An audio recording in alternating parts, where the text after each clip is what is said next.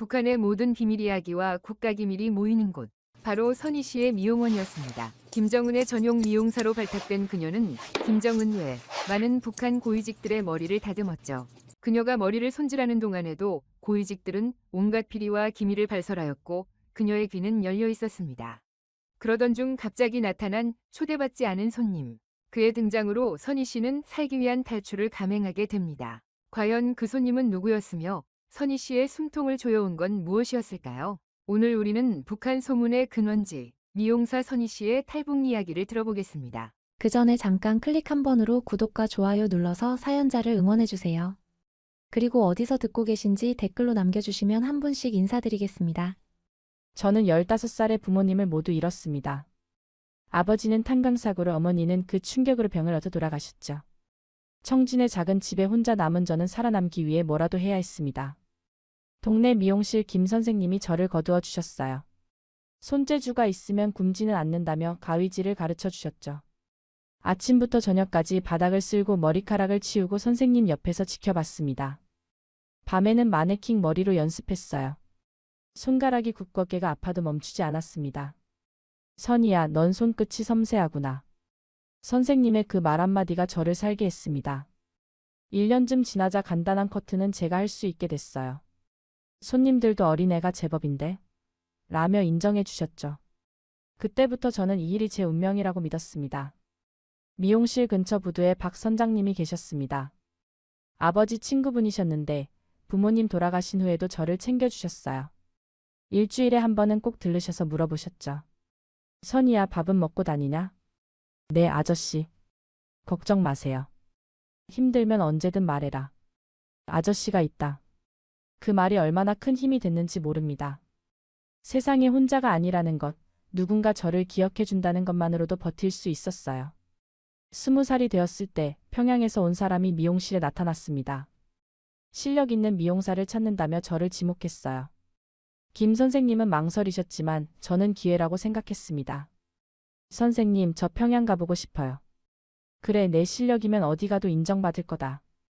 떠나기 전날 박 선장님을 찾아갔습니다. 선장님은 제 손을 꽉 잡으셨어요. 선희야, 평양은 여기랑 다르다. 조심해야 한다. 무슨 말씀이세요? 너는 영리한 아이니까 알 거다. 보고 들어도 말하지 마라. 입을 다물 줄 알아야 산다. 그때는 그 말뜻을 완전히 이해하지 못했습니다. 하지만 선장님의 진지한 눈빛은 기억했어요. 평양에 도착한 날을 잊을 수 없습니다. 특급 호텔 미용실은 제가 일하던 동네 미용실과는 차원이 달랐어요. 반짝이는 거울, 최신 도구들, 향기로운 제품들. 꿈만 같았습니다. 처음 몇 달은 정말 힘들었어요. 평양 출신 미용사들은 저를 시골댁이라고 무시했죠. 하지만 저는 참았습니다. 대신 더 열심히 했어요. 새벽같이 출근해서 준비하고 밤늦게까지 연습했습니다. 그러던 어느 날 고위 간부 부인이 제 솜씨를 인정해 주셨습니다. 이 사람 손길이 좋네. 다음에도 이 동무가 해줘. 그날부터 달라졌어요. 1명, 2명 고위층 부인들이 저를 찾기 시작했습니다. 5년이 지나자 저는 특급 호텔에서 가장 바쁜 미용사가 됐죠. 1년에 한두 번은 청진에 다녀올 수 있었습니다. 그때마다 박 선장님을 뵈었어요. 선장님은 늘 똑같은 질문을 하셨죠. 평양 생활은 어떠냐? 좋아요, 아저씨. 손님들도 많고. 그래. 근데 선이야. 선장님은 항상 말끝을 흐리셨습니다. 하지만 그 눈빛에서 걱정을 읽을 수 있었어요. 35살이 되던 해 저는 미용실 수석이 됐습니다. 이제 평양 최고위층 부인들이 제 단골이었어요. 장성급 부인들, 내각 간부 부인들. 그들은 제 의자에 앉으면 편하게 이야기를 나눴습니다. 처음에는 영광이라고 생각했어요. 하지만 시간이 지나면서 박 선장님의 경고가 이해되기 시작했습니다. 보고 들어도 말하지 마라. 저는 너무 많은 것을 보고 듣게 되고 있었습니다. 그리고 그것이 얼마나 위험한 일인지 아직은 완전히 깨닫지 못하고 있었죠. 새로운 삶이 시작되고 있었습니다. 하지만 그것이 어떤 의미인지는 조금 더 시간이 지나야 알게 될 것이었습니다. 수석 미용사가 된 후 제 일상은 완전히 달라졌습니다. 이제 제 손님들은 평범한 사람들이 아니었어요.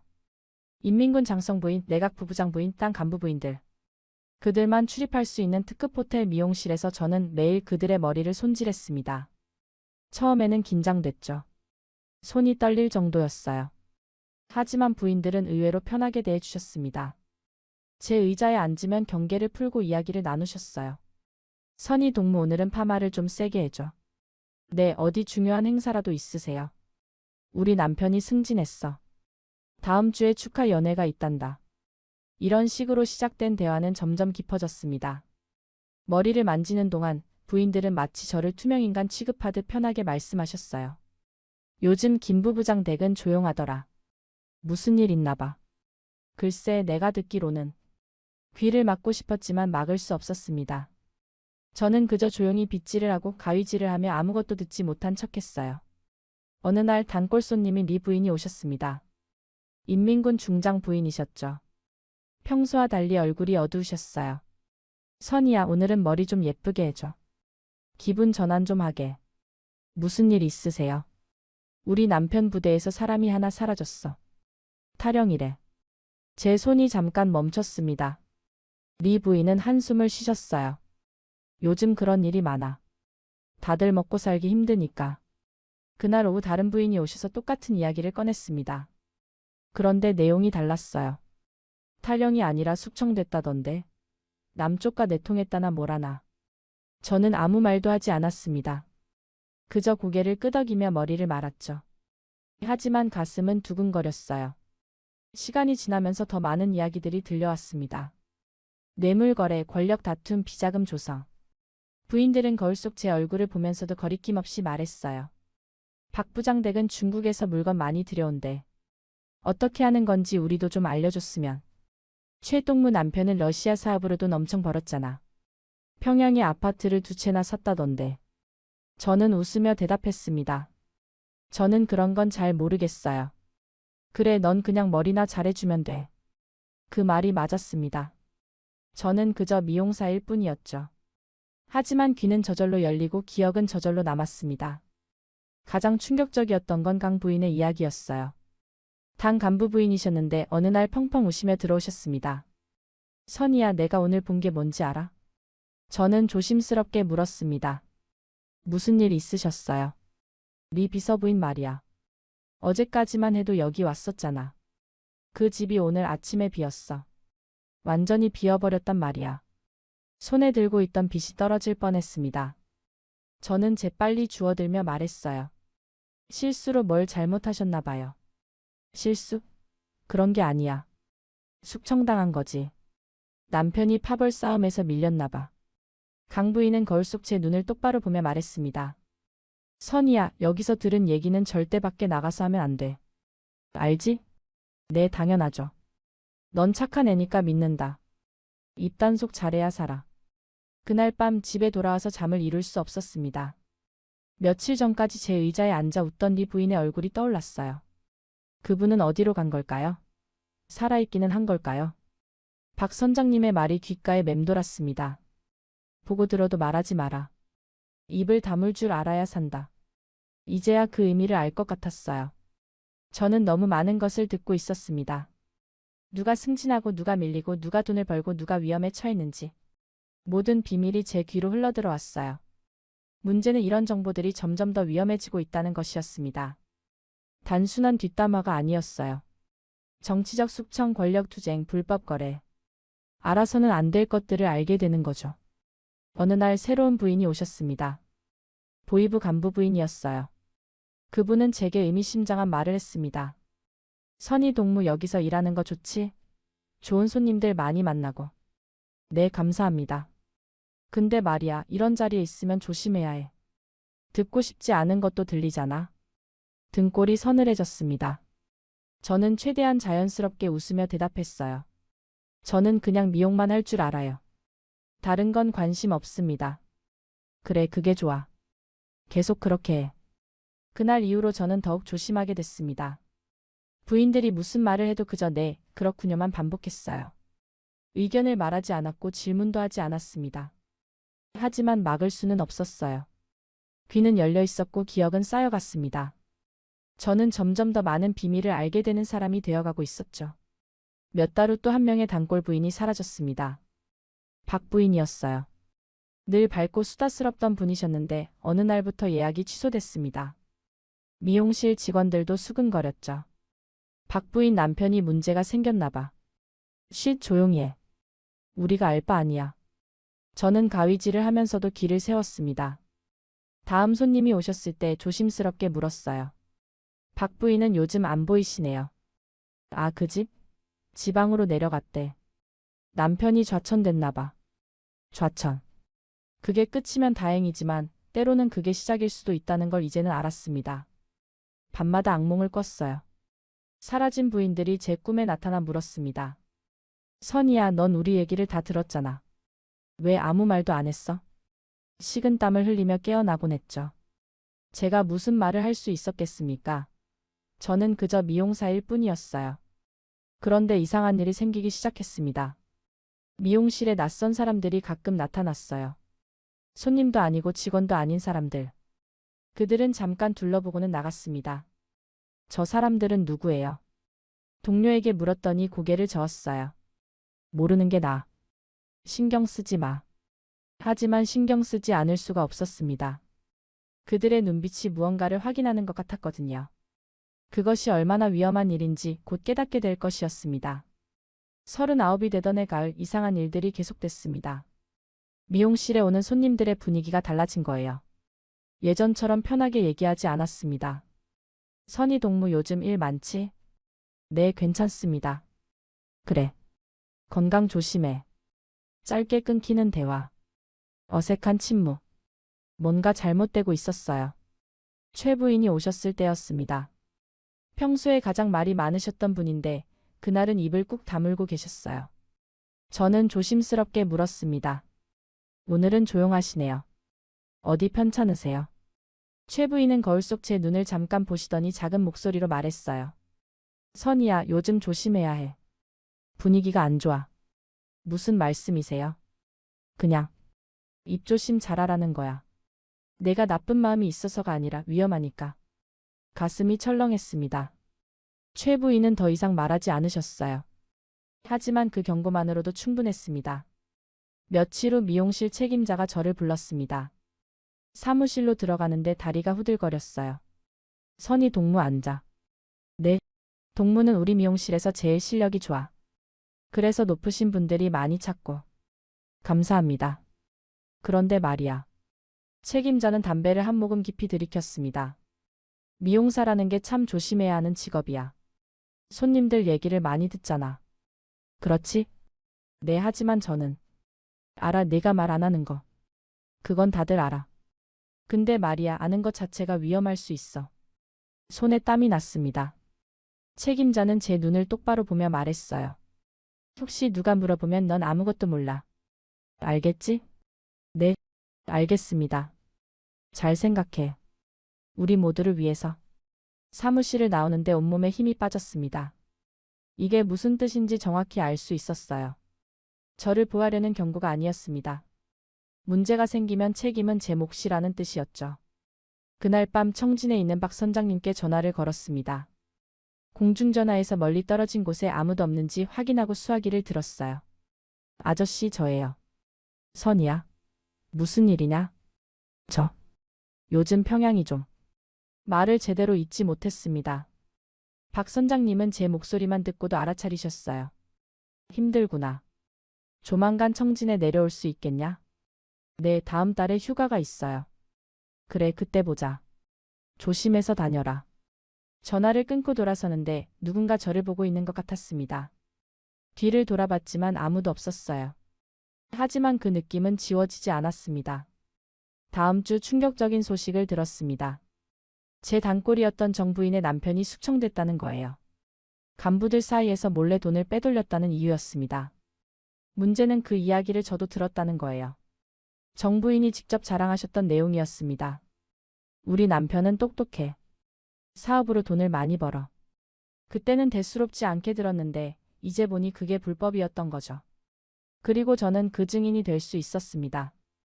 밤에 잠을 이룰 수 없었어요. 혹시 저를 조사하러 오면 어떡하죠?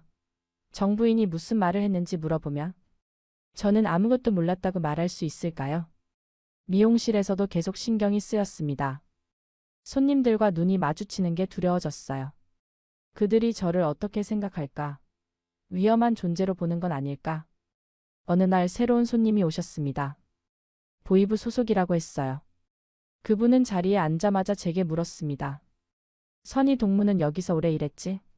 네, 20년 정도 됐습니다. 그럼 손님들을 많이 알겠네. 좋겠어, 높으신 분들도 만나고. 저는 그냥 머리만 잘라드릴 뿐입니다. 겸손하네. 근데 말이야, 미용실에서는 얘기를 많이 하잖아. 그치? 손이 떨렸습니다. 가위를 잡은 손에 힘이 들어갔어요. 저는 귀가 어두워서 잘 못 들어요. 그래? 젊은데 벌써? 그래도 건강 조심해야지. 그 대화 이후로 완전히 무너졌습니다. 잠을 제대로 자지 못했어요. 밥도둑으로 넘어가지 않았습니다. 거울을 볼 때마다 초췌해진 제 얼굴이 보였죠. 동료들도 눈치챘습니다. 선희, 너 요즘 안색이 안 좋아. 병원 가봐. 괜찮아요. 그냥 좀 피곤해서. 너무 무리하지 마. 건강이 제일이야. 하지만 문제는 피곤함이 아니었어요. 공포였습니다. 제가 알고 있는 것들, 들었던 것들이 언젠가 저를 죽일 수도 있다는 공포. 한 달이 지나고 드디어 청진 휴가를 받았습니다. 기차를 타고 가는 내내 뒤를 돌아봤어요. 누가 따라오는 건 아닐까? 감시하는 사람이 있는 건 아닐까? 청진에 도착해서 박 선장님을 만났습니다. 선장님은 제 얼굴을 보시더니 한숨을 쉬셨어요. 많이 힘들었구나. 아저씨. 눈물이 터져 나왔습니다. 참고 또 참았던 감정이 한꺼번에 쏟아졌어요. 박 선장님은 제 어깨를 토닥이며 말했습니다. 선희야, 이제 결정해야 할 때가 온 것 같다. 무슨 말씀이세요? 너는 너무 많이 알아버렸어. 그게 얼마나 위험한지 너도 느끼고 있잖아. 선장님의 눈빛이 달랐습니다. 진지하고 결연했어요. 나한테는 방법이 있어. 하지만 결정은 네가 해야 해. 방법이요? 여기서 나가는 거야. 북한을 떠나는 거지. 심장이 멈추는 것 같았습니다. 탈북. 그 말은 생각해 본 적도 없었어요. 저는 그저 살아남고 싶었을 뿐인데. 아저씨, 그건. 생각해봐. 넌 이미 위험한 위치에 있어. 언제 그들이 너를 제거할지 몰라. 아니면 증언을 강요당할 수도 있고. 박 선장님은 제 손을 꽉 잡으셨습니다. 나는 내가 살아있으면 좋겠다. 내 아버지한테 약속했거든. 선희를 지켜주겠다고. 그날 밤 잠들지 못하고 생각했습니다. 평양으로 돌아가면 어떻게 될까? 계속 그 공포 속에서 살아야 할까? 아니면 새로운 선택을 해야 할 시간이 다가오고 있었습니다. 청진에서 평양으로 돌아왔습니다. 박 선장님의 말이 계속 머릿속을 맴돌았어요. 탈북. 그 단어는 너무 무겁고 위험했습니다. 하지만 동시에 유일한 출구처럼 느껴졌죠. 평양으로 돌아온 지 사흘째 되던 날이었습니다. 아침 출근을 하는데 미용실 분위기가 이상했어요. 동료들이 수근거리고 있었습니다. 들었어? 새로운 미용사가 온대. 갑자기? 우리 인원 충분한데? 가슴이 철렁했습니다. 저는 아무렇지 않은 척 물었어요. 새 직원이 온다고요? 응, 책임자가 아까 말했어. 오늘 오후에 온대. 어떤 사람인데요? 모르겠어. 평양 출신이라던데 젊다고 하더라. 점심시간에 책임자가 직원들을 모았습니다. 동무들, 오늘부터 새로운 동료가 함께 일하게 됐어. 리혜진 동무야. 문이 열리고 한 여성이 들어왔습니다. 20대 중반쯤 보였어요. 단정한 외모에 차가운 눈빛을 가진 사람이었습니다. 안녕하십니까? 리혜진입니다. 잘 부탁드립니다. 리 동무는 교육을 받으러 왔어. 우리 미용실 선배들한테 많이 배워야지. 교육? 저는 20년을 여기서 일했는데 교육이 필요한 사람이 왔다고요? 뭔가 이상했습니다. 선희 동무, 내가 리 동무를 맡아줘. 베테랑이니까 잘 가르쳐주고. 네, 알겠습니다. 리혜진은 제 옆자리에 배치됐습니다. 그날부터 저는 그녀를 가르치기 시작했어요. 아니, 가르치는 척했습니다. 이렇게 각도를 잡고 자르면 됩니다. 네, 알겠습니다. 리혜진은 말이 적었어요. 질문도 거의 하지 않았습니다. 그저 제 옆에서 지켜보기만 했죠. 하지만 그녀의 시선이 느껴졌어요. 제 손길이 아니라 제 얼굴을, 제 표정을 보고 있다는 느낌. 둘째 날 단골 손님이 오셨습니다. 박 부인이었어요. 평소처럼 편하게 말씀하시려다가 리에진을 보시더니 입을 다무셨습니다. 선이야, 오늘은 간단하게만 해줘. 네, 어떻게 해드릴까요? 그냥. 다듬기만. 대화가 없었습니다.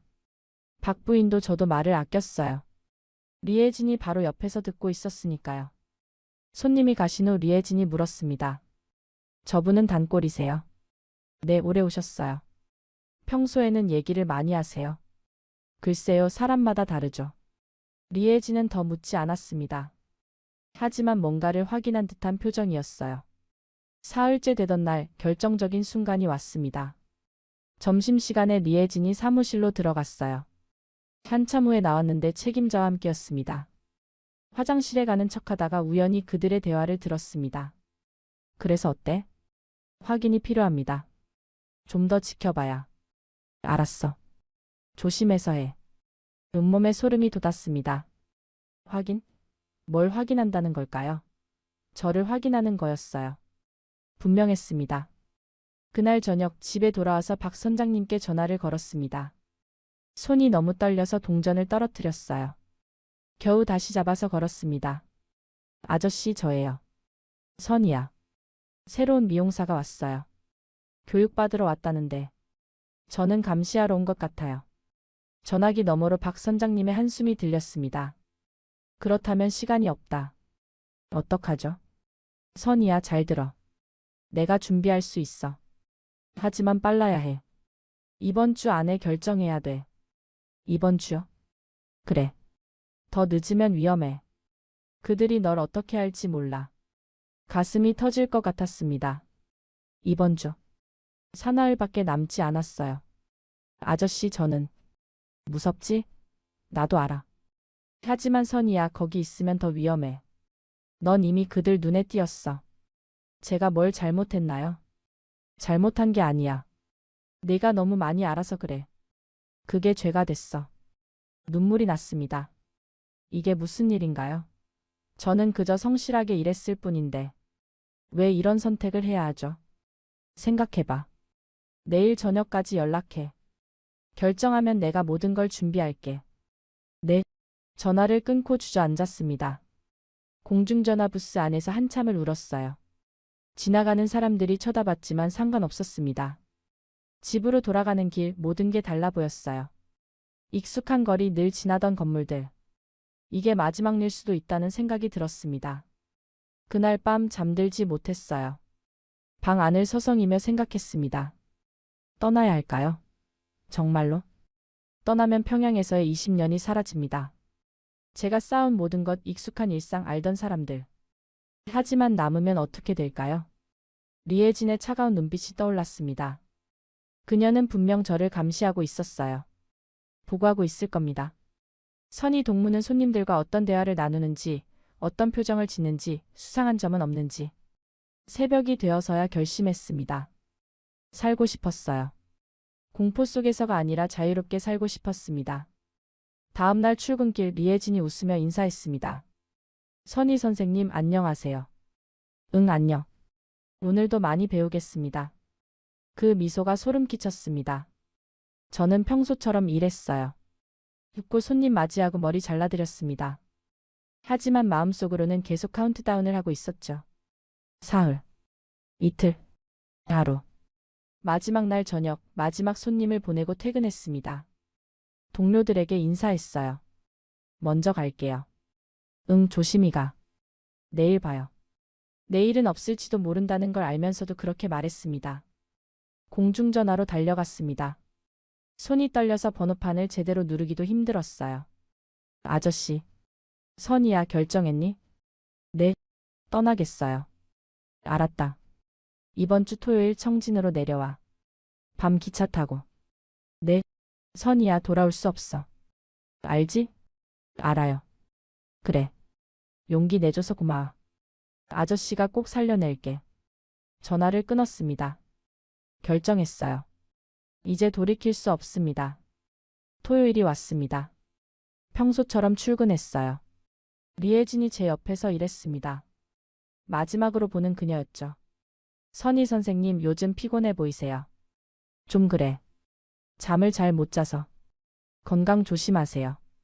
우리 같은 사람들은 건강이 전부잖아요. 웃으며 대답했습니다. 고마워, 혜진아. 퇴근 시간이 됐습니다. 마지막으로 미용실을 둘러봤어요. 20년을 일한 곳. 이제 다시는 오지 못할 곳. 먼저 갈게요. 주말 잘 보내. 문을 나섰습니다. 뒤돌아보지 않았어요. 뒤돌아보면 후회할 것 같아서. 집에 가서 작은 가방을 쌌습니다. 옷 몇 벌, 사진 한 장. 부모님 사진이었어요. 그게 전부였습니다. 밤 기차를 탔습니다. 청진으로 가는 긴 여정이 시작됐어요. 창밖을 보며 생각했습니다. 이제 시작입니다. 목숨을 건 선택이 시작됐어요. 새벽 4시에 청진역에 도착했습니다. 어둠 속에서 내린 저는 가방을 꽉 쥐고 걸었어요. 박 선장님이 알려준 장소로 향했습니다. 항구 근처 작은 식당이었어요. 문을 열고 들어가니 박 선장님이 구석자리에 앉아 계셨습니다. 왔구나. 네, 아저씨. 선장님은 제 얼굴을 살피셨어요. 밤새 울었던 흔적이 남아 있었을 겁니다. 밥 먹었냐? 못 먹었어요. 먹어라. 힘들 거다. 국밥 한 그릇을 시켜주셨어요. 하지만 묵으로 넘어가지 않았습니다. 손이 떨려서 숟가락을 제대로 쥘 수도 없었죠. 선이야, 잘 들어. 오늘 밤 11시에 부두로 나와. 3번 부두 알지? 네. 혼자 와야 해. 누구한테도 말하면 안 돼. 알겠습니다.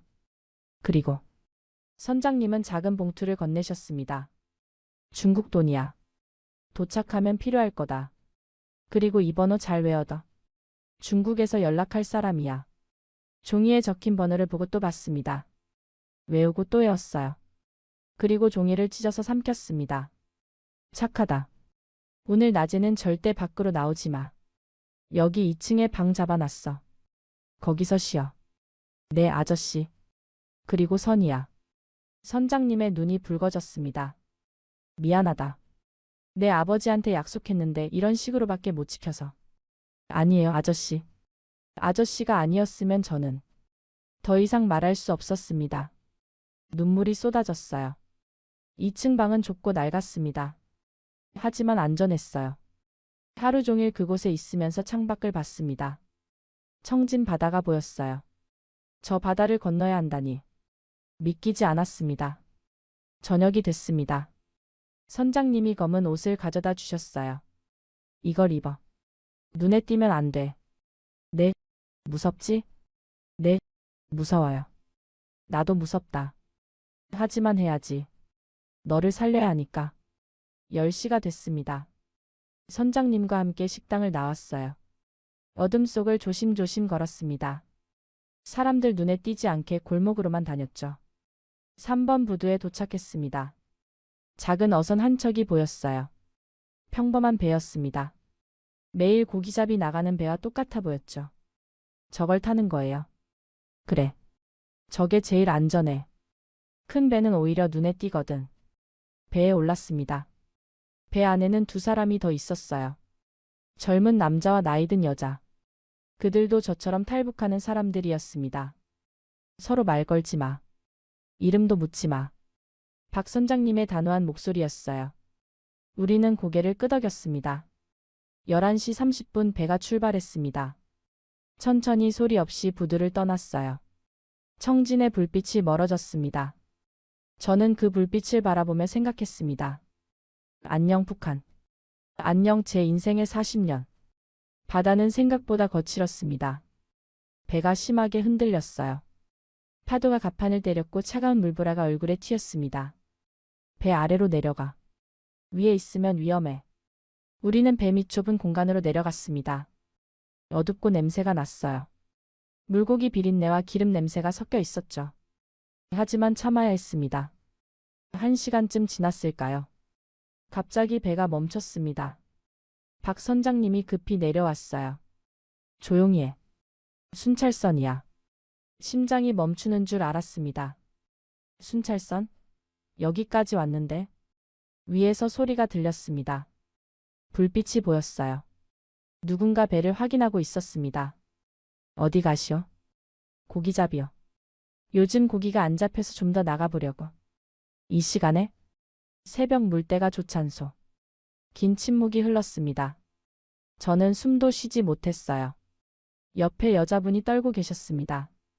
젊은 남자는 주먹을 꽉 쥐고 있었죠. 뭐 씻고 있는 거 없어? 그물이랑 장비밖에 없어. 보시려면 보시오. 발소리가 들렸습니다. 가까워지고 있었어요. 제 심장이 너무 크게 뛰어서 들릴 것 같았습니다. 바로 그때 다른 순찰선에서 무전이 들어왔습니다. 이쪽으로 와봐. 수상한 배가 있어. 알았어. 갈게. 발소리가 멀어졌습니다. 배가 떠나는 엔진 소리가 들렸어요. 됐어. 갔다. 박 선장님의 목소리에 힘이 빠져 있었습니다. 우리는 한참 후에야 숨을 쉬기 시작했어요. 괜찮아요, 아저씨. 너 괜찮다. 다시 출발한다. 배가 다시 움직였습니다. 하지만 이제 파도가 더 거세졌어요. 배가 크게 흔들리기 시작했습니다. 폭풍이 온다. 잡고 있어. 거대한 파도가 배를 덮쳤습니다. 물이 쏟아져 들어왔어요. 우리는 서로를 붙잡으며 버텼습니다. 1시간, 2시간. 시간이 얼마나 지났는지 알 수 없었어요. 그저 버티고 또 버텼습니다. 토할 것 같았지만 참았어요. 죽을 것 같았지만 살아야 했습니다. 새벽이 되어서야 파도가 잠잠해졌습니다. 박 선장님이 내려왔어요. 다 왔다. 중국이 보인다. 갑판 위로 올라갔습니다. 멀리 육지가 보였어요. 중국. 자유의 땅. 눈물이 났습니다. 살았어요. 우리는 살아서 여기까지 왔습니다. 선이야, 저기 보이지? 저기 해안에 내려줄 거야. 네, 아저씨. 거기서 사람이 기다리고 있어. 그 사람 따라가면 돼. 배가 해안에 가까워졌습니다. 어둠 속에서 누군가 손전등을 흔들고 있었어요. 저 사람이야. 빨리 내려. 우리는 물속으로 뛰어내렸습니다. 차가운 바닷물이 허리까지 찼어요. 해안으로 헤엄쳐 갔습니다. 육지. 발이 땅에 닿았습니다. 중국 땅이었어요. 뒤돌아보니 박 선장님이 배에서 손을 흔들고 계셨습니다. 저도 손을 흔들었어요. 고맙습니다, 아저씨. 살려주셔서 감사합니다. 배가 멀어졌습니다. 박 선장님은 다시 북한으로 돌아가야 했어요. 언제 다시 볼 수 있을까요? 아니, 볼 수나 있을까요? 이쪽으로 와요. 빨리. 낯선 남자가 우리를 재촉했습니다. 우리는 그를 따라 어둠 속으로 걸어갔어요. 새로운 땅. 새로운 위험. 하지만 살았습니다. 긴 여정이 이제 막 시작되고 있었습니다. 해안에 발을 디딘 순간 다리에 힘이 풀렸습니다. 젖은 옷에서 물이 뚝뚝 떨어졌어요. 중국 땅. 정말로 왔습니다. 빨리 이쪽으로. 낯선 남자가 우리를 재촉했습니다. 중국말을 쓰는 브로커였어요. 우리는 그를 따라 모래사장을 달렸습니다. 뒤돌아보니 박 선장님의 배가 아직 보였어요. 어둠 속에서 작은 불빛이 깜빡였습니다. 선장님이 손전등을 흔드시는 거였죠. 아저씨. 손을 들어 흔들었습니다. 선장님도 손을 크게 흔드셨어요. 그리고 천천히 배가 멀어졌습니다. 북한으로 돌아가시는 거였어요. 눈물이 났습니다. 마지막 일지도 모른다는 생각이 들었죠. 다시 볼 수 있을까요? 선장님은 무사히 돌아가실까요? 이봐, 울지 마. 시간 없어. 브로커가 다그쳤습니다. 저는 눈물을 훔치고 걸었어요. 차가 저기 있어. 빨리 타. 낡은 승합차였습니다. 우리 셋은 뒷좌석에 탔어요. 브로커는 담요를 던져줬습니다. 몸을 덮어. 보이면 안 돼. 차는 비포장 도로를 달렸습니다.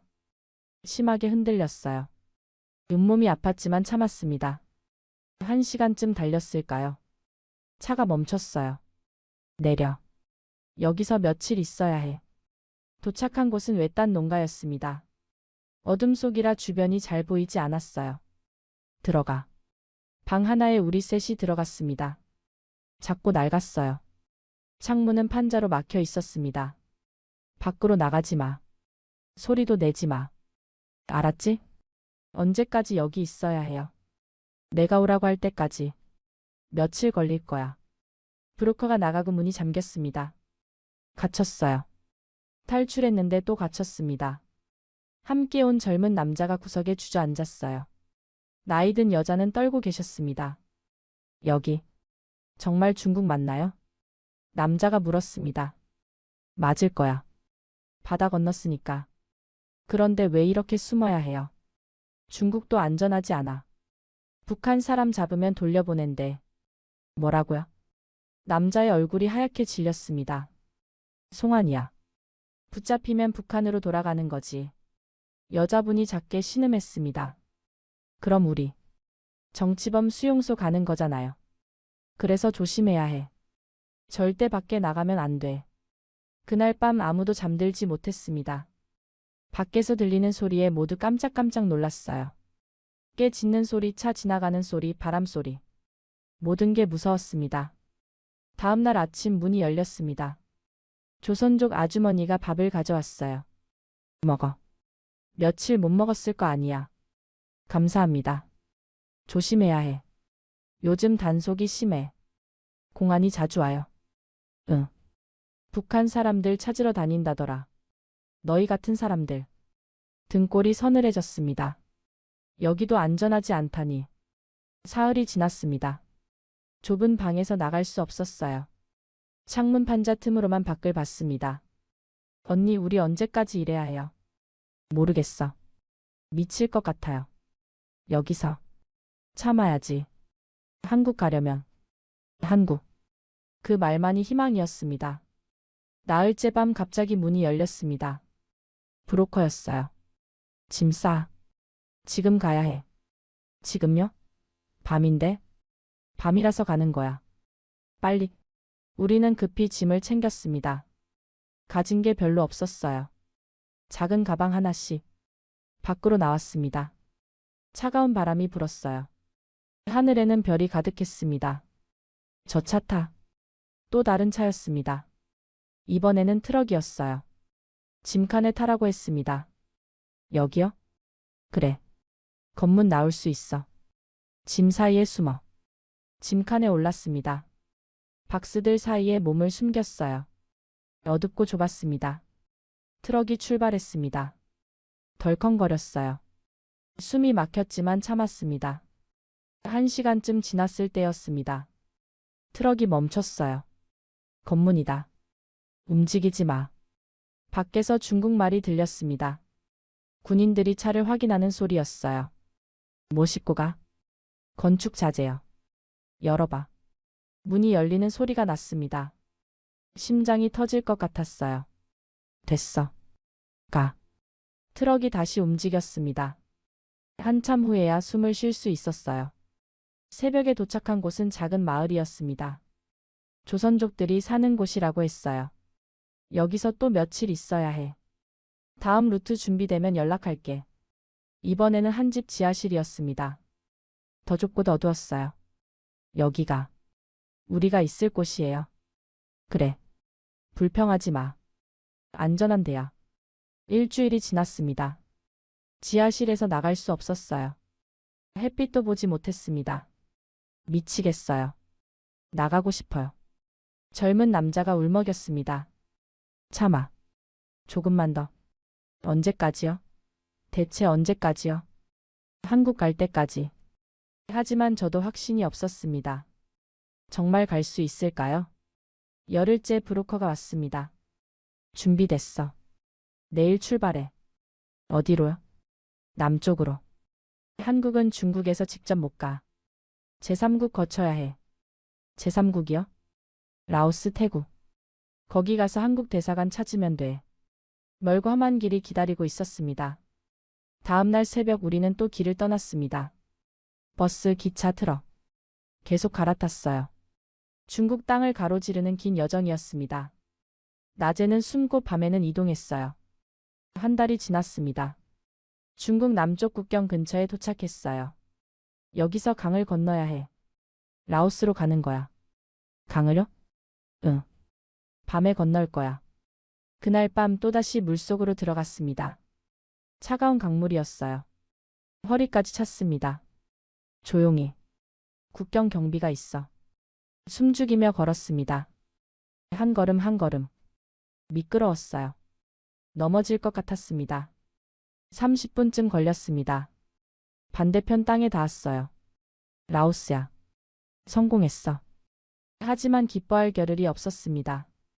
또 다른 길이 기다리고 있었으니까요. 라오스에서 태국까지. 또 며칠의 여정이었습니다. 박 선장님의 얼굴이 떠올랐습니다. 지금쯤 청진에 돌아가셨을까요? 무사하실까요? 아저씨, 저 열심히 살게요. 꼭 살아남을게요. 작게 중얼거렸습니다. 긴 여정은 계속되고 있었습니다. 하지만 포기할 수 없었어요. 한국이라는 희망이 있었으니까요. 중국 땅에 발을 디딘 순간 자유를 얻었다고 생각했습니다. 하지만 그건 착각이었어요. 브로커가 우리를 작은 트럭에 태웠습니다. 짐칸이었죠. 어둡고 좁았어요. 소리 내지 마. 검문 나오면 다 죽어. 트럭은 몇 시간을 달렸습니다. 어디로 가는지 알 수 없었어요. 그저 숨죽이고 있었죠. 새벽녘에 도착한 곳은 낡은 농가였습니다. 중국 시골 어딘가였어요. 여기서 며칠 있어야 해. 다음 장소 준비되면 연락할게. 방 하나에 우리 셋이 갇혔습니다. 창문도 제대로 없었어요. 밖으로 나갈 수도 없었습니다. 언니, 우리 언제까지 여기 있어야 해요? 함께 탈출한 젊은 남자가 물었습니다. 이제 서로 말을 할 수 있었어요. 모르겠어. 브로커가 정하는 거니까. 무섭지 않아요? 무섭지. 하지만 돌아갈 수는 없잖아. 나이든 여자분이 한숨을 쉬셨습니다. 중국도 안전하지 않대. 잡히면 북한으로 보낸다던데. 그 말에 등골이 서늘해졌습니다. 송환. 북한으로 돌아가면 끝이에요. 정치범 수용소행이죠. 사흘이 지났습니다. 브로커가 다시 왔어요. 한국 가고 싶은 사람. 우리는 모두 손을 들었습니다. 돈 있어? 박 선장님이 준 돈을 꺼냈습니다. 브로커는 세어보더니 고개를 끄덕였어요. 이 정도면 태국까지 갈 수 있어. 거기서 한국 대사관 가면 돼. 태국이요? 그래. 중국에서는 한국 못 가. 제3국을 거쳐야 해. 새로운 여정이 시작됐습니다. 트럭, 기차, 버스를 갈아탔어요. 때로는 밤새 걸었습니다. 중국 공안을 피해 다녀야 했거든요. 한 달이 지났습니다. 중국 남쪽 어딘가에 도착했어요. 여기서 또 기다려야 한다고 했습니다. 언제 태국 가요? 사람 모이면 출발해. 조금만 기다려. 이번에는 조선족 아주머니 집에 숨었습니다. 아주머니는 친절했어요. 많이 힘들었지? 밥 먹어. 감사합니다. 조심해야 해. 요즘 단속이 심해. 북한 사람들 잡으러 다닌다더라. 밖에 나갈 수 없었습니다. 창문으로만 세상을 봤어요. 자유로워 보이는 사람들이 부러웠습니다. 어느 날 밤 급하게 깨워졌습니다. 일어나. 빨리. 무슨 일이에요? 공안이 온대. 지금 당장 나가야 해. 겨옷을 챙겨 입고 뒷문으로 나왔습니다. 어둠 속을 달렸어요. 숨이 턱까지 찼지만 멈출 수 없었습니다. 저쪽으로. 골목길을 돌고 또 돌았습니다. 한참을 뛰어서 다른 집에 도착했어요. 여기는 안전해. 오늘 밤만 있어. 가슴이 터질 것 같았습니다. 조금만 늦었어도 잡혔을 거예요. 언니, 우리 언제까지 이래야 해요? 젊은 남자가 울먹였습니다. 곧 끝날 거야. 조금만 더 버티자.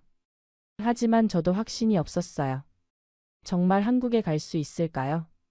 2달째가 됐습니다. 드디어 브로커가 연락을 해왔어요. 내일 출발한다. 준비해. 드디어 태국 가는 거예요. 그래. 라오스 거쳐서 갈 거야. 다음 날 우리는 또 다른 트럭에 올랐습니다. 이번에는 사람이 더 많았어요. 10명쯤 됐습니다. 모두 북한 사람들이었죠.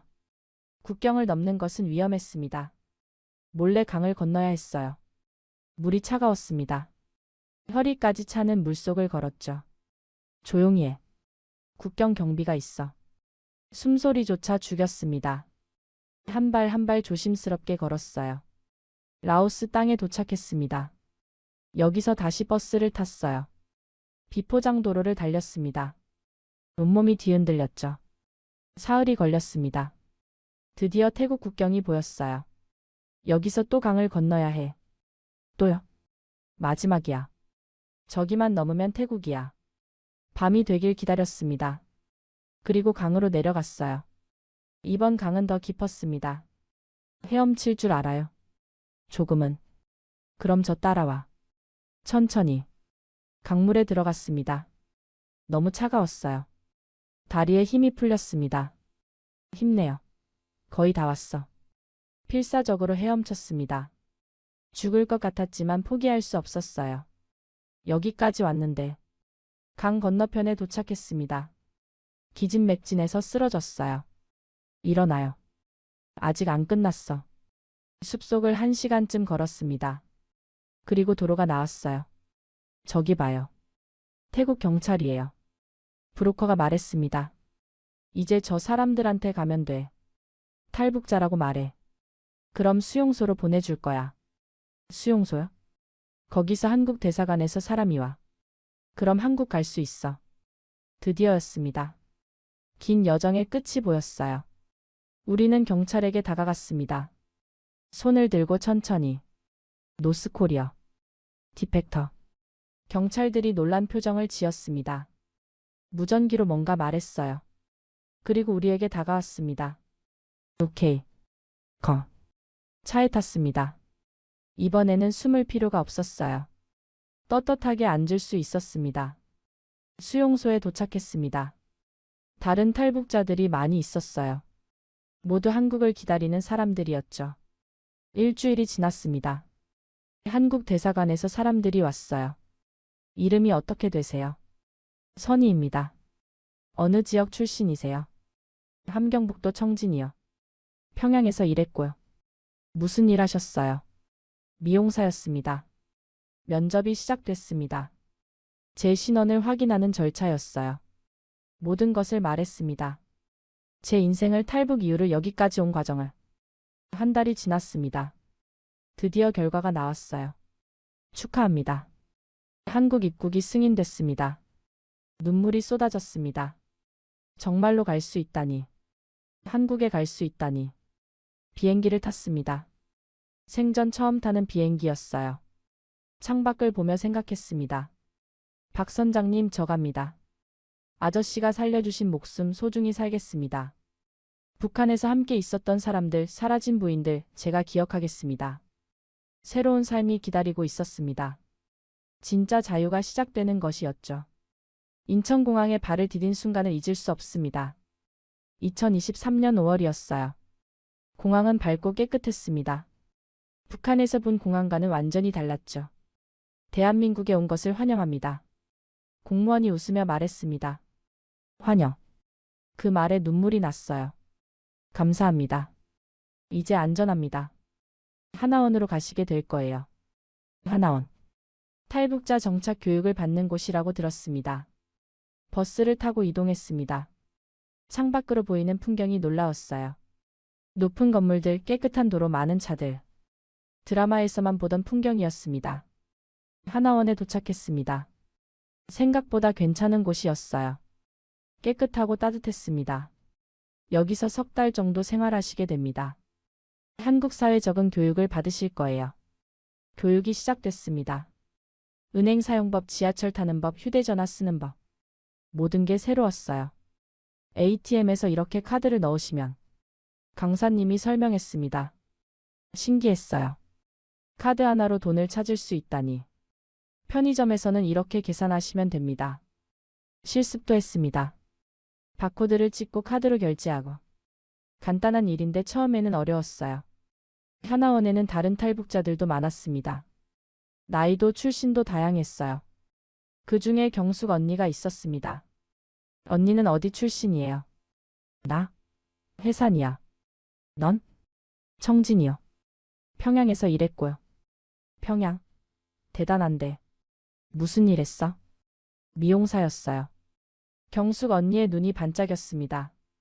미용사? 나도 미장원 하려고 하는데. 기술 있어? 20년 했어요. 진짜? 우리 나중에 같이 일하자. 언니는 50대 초반이었어요.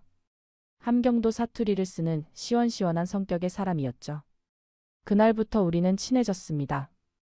같이 밥 먹고 같이 수업 듣고 밤에는 이야기를 나눴어요. 언니는 왜 나왔어요? 남편이 죽고 혼자 남았거든. 아들도 중국에 있고. 그냥 살고 싶어서. 저도요. 살고 싶어서 나왔어요. 그래, 우리 이제 자유롭게 살자. 석 달이 빠르게 지났습니다. 졸업식이 있었어요. 이제 사회로 나가는 거였습니다. 선이야, 나 서울에 미장원 내려고 해. 같이 할래? 정말요? 응. 너 실력 있잖아. 나는 장사는 할 줄 아는데 기술은 부족하거든. 저야. 좋죠. 그럼 결정. 우리 같이 하자. 서울 구로구에 작은 미장원을 얻었습니다. 임대료가 저렴한 곳이었어요. 좁았지만 우리 둘에게는 충분했습니다. 여기다, 여기. 새희망 미장원. 경숙 언니가 간판을 보며 웃었습니다. 새로운 희망. 좋은 이름이다. 언니가 지었잖아요. 그래도 좋아. 우리의 새 출발이니까. 개업 준비를 했습니다. 거울 설치하고 의자 놓고 도구 정리하고. 손에 익은 일이었어요. 선이야, 넌 진짜 프로구나. 손이 빨라. 20년 했으니까요. 평양 특급 호텔에서 일했다며? 대단했겠다. 그땐 그랬죠. 고위층 부인들의 얼굴이 스쳤습니다. 리에진의 차가운 눈빛도. 하지만 이제는 그런 게 없어요. 여기서는 자유롭습니다. 개업한 날 손님이 별로 없었습니다. 동네 아주머니 한 분이 오셨어요. 여기 새로 열었네? 얼마예요? 커트 10,000원입니다. 10,000원? 싸네. 한번 해봐요.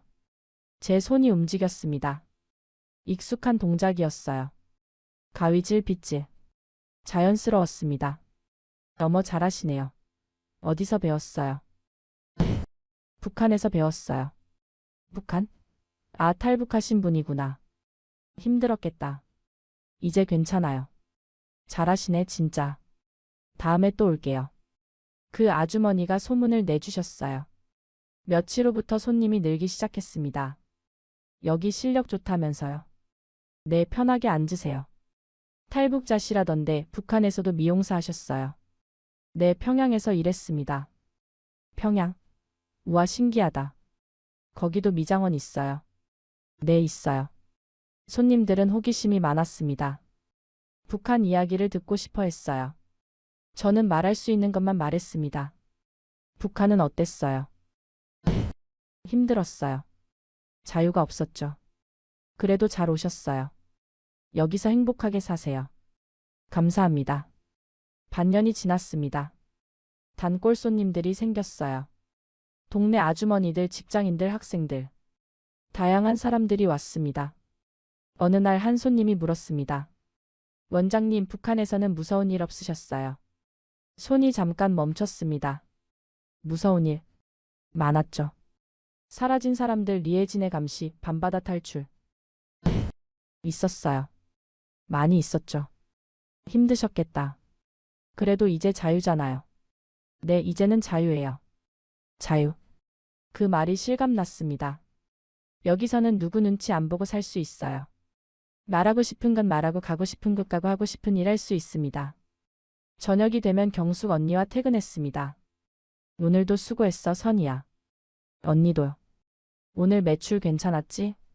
네, 점점 나아지고 있어요. 그래. 우리 잘 될 거야. 집에 돌아가는 길 거리를 걸으며 생각했습니다. 1년 전만 해도 평양에서 숨죽이며 살았는데, 리에진을 경계하며 떨고 있었는데, 이제는 다릅니다. 자유롭게 걷고 자유롭게 웃을 수 있어요. 박 선장님 생각이 났습니다. 지금쯤 어떻게 지내시려나? 무사하실까요? 아저씨, 저 잘 살고 있어요. 걱정 마세요. 하늘을 보며 중얼거렸습니다. 1년이 지났습니다. 미장원은 안정됐어요. 단골들도 많아졌고 수입도 괜찮아졌습니다. 선이야, 우리 직원 한 명 뽑을까? 그럴까요? 응. 손님이 많아서 둘이서는 벅차. 좋아요, 언니. 새로운 직원이 왔습니다. 25살 된 한국 여자애였어요. 안녕하세요. 열심히 배우겠습니다. 응, 잘 가르쳐 줄게. 그 애에게 기술을 가르쳤습니다. 예전에 제가 배웠던 것처럼. 선희 원장님 손이 정말 빠르시다. 어떻게 그렇게 하세요? 연습이야. 많이 하면 돼. 북한에서도 이렇게 하셨어요. 응, 거기서 20년 했거든. 대단하시다. 이제는 제가 가르치는 사람이 됐습니다. 예전 김 선생님처럼. 어느 날 손님 중에 탈북자가 왔습니다. 30대 여성이었어요. 원장님도 탈북자시라면서요. 네, 맞아요. 저도 작년에 왔어요. 적응이 어려워서. 처음엔 다 그래요. 시간 지나면 괜찮아질 거예요. 정말요? 네, 저도 그랬어요. 지금은 괜찮아요. 그 손님과 이야기를 많이 나눴습니다. 탈북 과정 적응이 어려운 미래에 대한 걱정. 원장님 보니까 용기가 나요. 저도 잘 살 수 있을 것 같아요. 당연하죠. 여기는 자유로운 나라예요. 노력하면 뭐든 할 수 있어요. 손님을 보내고 거울을 봤습니다. 40이 된 제 얼굴이었어요. 주름이 좀 늘었지만 표정은 밝았습니다. 평양에서의 저와는 달랐어요. 그때는 항상 긴장하고 조심하고 두려워했죠. 지금은 편안합니다. 저녁 경숙 언니와 문을 닫으며 이야기했습니다. 언니, 우리 여기 온 지 벌써 1년 반이에요. 그래, 빠르다. 시간. 감사해요, 언니. 언니 아니었으면 여기까지 못 왔을 거예요. 무슨 소리야. 내가 실력 있어서 그렇지. 언니가 기회를 줬잖아요. 우리 가족이잖아. 이제 가족. 그 말이 따뜻했습니다. 혈육은 아니지만 경숙 언니는 제게 가족이었어요. 그날 밤 집에 돌아와서 창밖을 봤습니다. 서울의 야경이 반짝였어요. 자유로운 땅의 불빛들. 감사합니다. 누구에게 하는 말인지 모르겠습니다.